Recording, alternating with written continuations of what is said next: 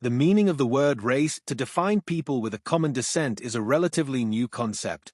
Before the 17th century, people were grouped by nation, empire, or tribe, or by religious belief, or the words used to describe people in a location in religious texts. In 1950, the United Nations Educational, Scientific and Cultural Organization, UNESCO, published a report called The Race Question. It argued that, for all practical social purposes, race is not so much a biological phenomenon as a social myth. Nevertheless, the categories that place people into biologically different races still survive. This video will show how these races were invented and who was responsible. The French doctor and traveler François Bernier was the first to divide people into races. He claimed that there were 5. 1. Europeans, Indians, North Africans, and the people of the Near East. 2. Sub-Saharan Africans. 3. Asians. 4. Laplanders. And 5. South Africans from the Cape of Good Hope.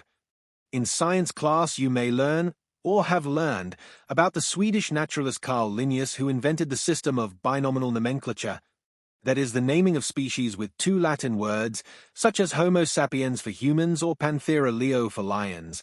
His system included 4 color-coded subspecies or races of humans. 1. Europeans, colored white. 2. Americans, colored red. 3. Asians, colored yellow. And 4. Africans, colored black. It wasn't just scientists who used color-coded classifications of races. The German philosopher Immanuel Kant invented 4 in his 1775 publication, On the Different Races of Man. He color-coded them as 1. Northern Europe, blonde. 2. America, copper. 3. Senegambia, meaning West Africa, black. And 4. India, olive yellow. A fellow German, the anatomist and anthropologist Johann Friedrich Blumenbach, was inspired by Linnaeus.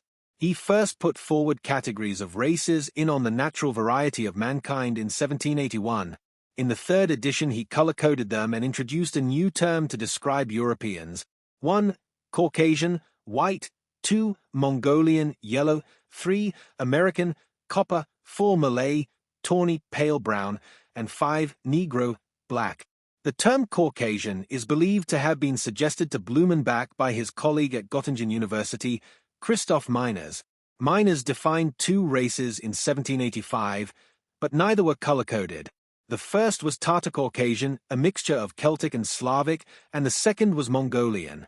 In the video on Robert Knox, I mentioned that he had divided humans into 5 races in 1824: Caucasian, Mongolic, Ethiopian, American, and Malay.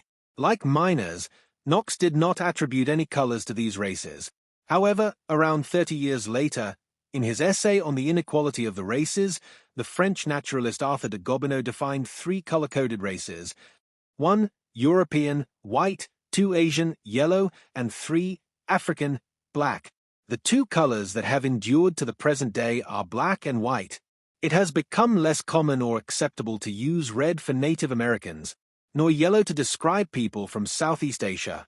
You may also have noticed that other terms these racial theorists used, for example, Mongolian, have become less common and acceptable. The most recent example that was drawn to my attention is from a medical textbook by the English author and television presenter, Dr. Miriam Stoppard.